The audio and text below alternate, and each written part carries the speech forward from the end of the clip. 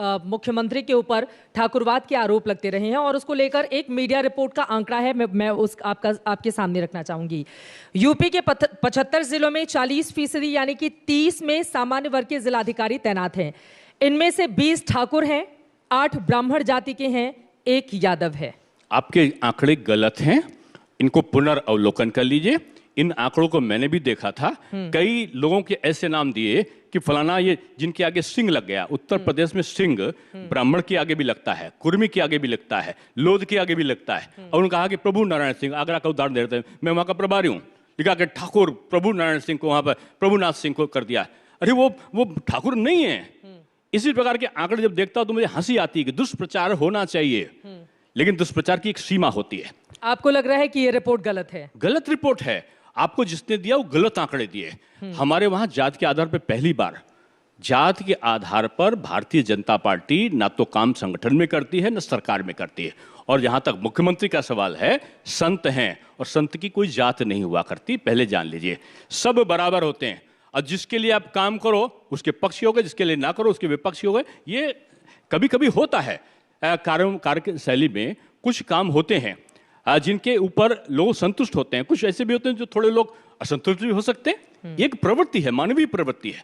लेकिन उसके लिए किसी पर ये आरोप लगा देना, जहां से जीतते हैं ना वहां पर निषाद हैं, वहां पर ब्राह्मण बाहुल्य क्षेत्र है जहां से वो जीत कर आते हैं। अगर किसी प्रकार का कोई वाद होता, कैसे 5-5, 7-7 बार जीत के लोकसभा के सांसद पहुंचते? ये दुष्प्रचारित है, ये दुष्प्रचारित है और लोग भ्रम की स्थिति में हैं। और ब्राह्मण को अगर कोई भटकाने की कोशिश करे, ये बुद्धिजीवी वर्ग है, ये लोगों को बुद्धि देता है। इसको बुद्धि देने वाले विपक्षी दलों से मैं कहूंगा कि बुद्धि देने का काम बंद करो। ये ब्राह्मण देवता हैं। अच्छा, ये और ब्राह्मण देवता किसी के बहकावे में नहीं आने वाले। आप लोगों के मन में कभी सवाल नहीं आता है कि अगर इतना ताकतवर है, आप बता रहे हैं कि विद्वान वर्ग है, ताकतवर है, सारी चीजें आप गिना रहे हैं, तो वो पूछेगा ना आपसे कि कब तक वो दूसरों को बुद्धि देता रहेगा? उसकी खुद की बुद्धि का इस्तेमाल बड़ी कुर्सी के लिए कब होगा? जो मैंने कहा ना कि वो क्या चाहता था।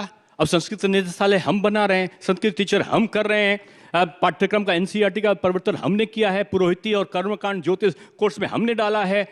हमने जो है जितने भी हो सकते थे जो भारतीय संस्कृत के प्रतिपादन किया, चित्रकूट धाम का डेवलपमेंट अथॉरिटी बना है, आज विंध्याचल का डेवलपमेंट अथॉरिटी बना है, आज नैमिषारण्य का बना है, आज रंगोत्सव मथुरा में होता है, देव दीपावली वाराणसी में होती है, आज जो है दीपावली का पर्व अयोध्या में मनाया जाता है। सारे पर्वों को हमने, एक रामायण मेला बिठूर में होता है, हर चीज को हमने किया है जो हमारी भारत की संस्कृति का प्रतिपादन करती है।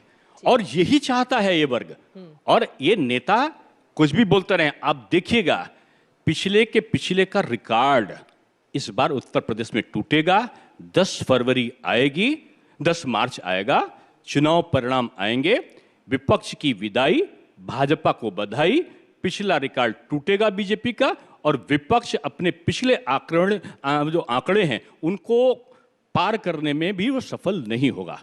परशुराम जी की कितनी भी मूर्ति अखिलेश यादव लगाएं, फरसा कितना भी उठा के फोटो शेयर करें, उनको कोई फायदा नहीं होने वाला। देखिए आडंबर, और देखो मैं किसी नेता पे टिप्पणी नहीं कर रहा हूं। पहली तो आपके जो प्रश्न अगर किसी नेता विशेष के बारे में होंगे तो मेरा प्रश्न का उत्तर नेता विशेष के बारे में नहीं होगा। मेरा एक ही प्रश्न रहता है कि आप दिखावा, अगर कोई भी ये नेता है करेगा विपक्ष का, और विपक्ष का नेता दिखावा करने जनता उससे प्रश्न नहीं करेगी कि श्री राम मंदिर का निर्माण हो रहा था तो आप लोग कहां चले गए थे? कार्ड सेवकों पर गोली चल रही थी तो आप लोग कहां चले गए थे? जब कोर्ट में एफिडेविट लगाया जा रहा था कि राम जी काल्पनिक हैं तो आप कहां चले गए थे? जब जन्माष्टमी में जो परंपरागत से आज़ादी के बाद से जो वहां पर जन्माष्टमी थानों में और मनाई जाती थी, परंपरागत है, वो क्यों बंद हो गई थी पिछली सरकारों में? अगर आदेश नहीं दिया था किसी सरकार ने तो वो मनाई क्यों नहीं जा रही थी? इसकी जांच क्यों नहीं कराई थी? 2017 में आने के बाद वो फिर से शुरू हुई। तो ये कारण लोग नहीं पूछेंगे क्या? लोग पूछेंगे कि आपको उस समय याद नहीं आया था? पिछले चुनाव होते थे, आपको याद होगा कि तब टोपियों का रंग दूसरा होता था। कौन सा रंग होता था? अब वो जो होता तो आपको पता है, और लगा के उन्माद पैदा किया जाता था जान के। बीजेपी हिंदू और मुसलमान में उन्माद पैदा नहीं करती। बीजेपी में अगर गैस का सिलेंडर मिला होगा तो हिंदू को भी मिला, मुस्लिम को भी मिला। मकान मिले हैं तो हिंदू को भी मिले, मुस्लिम को मिले। अगर लोन मिला है, सम्मान निधि मिली है तो हिंदू को भी मिला, मुसलमान को मिला। किसी की जात को पूछकर राशन नहीं मिला है, खाद्यान्न मिला है तो सबको बराबर मिला है। बल्कि जो गरीब तबका मुस्लिम वर्ग में ज्यादा था तो उसको ज्यादा मिला है। तो ये हमने पार्शलिटी नहीं करी, तुष्टीकरण किसी का नहीं, न्याय सभी के साथ। लेकिन विपक्ष क्या करता था? विपक्ष की सरकारें मुस्लिम वर्ग होती वोट थी। करेगा बीजेपी को? देखिए, पहला प्रश्न का उत्तर मेरा शुरुआत में यही था, बीजेपी वोट की राजनीति नहीं करती। राजनीति के साथ साथ सेवा धर्म भी हमारा है। सेवा ही संगठन के नाम से हमने काम किया, तो उसको मैंने बताया ना। तो बीजेपी का उद्देश्य केवल राजनीतिक मंतव्यों को प्राप्त करना नहीं है, इस राष्ट्र के निर्माण में, इसकी समृद्धि में, इसके गौरव में, इसके महत्व में वृद्धि करना, ये भी हमारी कल्पना है। और उस कल्पना को दीनदयाल उपाध्याय जी ने देखा था, बाबा साहब भीमराव अम्बेडकर ने संविधान के रूप में प्रणीत किया था। लोग कहते हैं सपने आते हैं। एक अभी मैं कार्यक्रम में पश्चिमी उत्तर प्रदेश में था, एक वरिष्ठ नेता ने कहा विपक्ष के कि चौधरी साहब ने जो आज आप नदियों को लिंक करने का काम कर रहे हैं प्रदेश में, आपस में जोड़ने का, ये 40 साल पहले चौधरी साहब ने कहा, सपना देखा था इसका।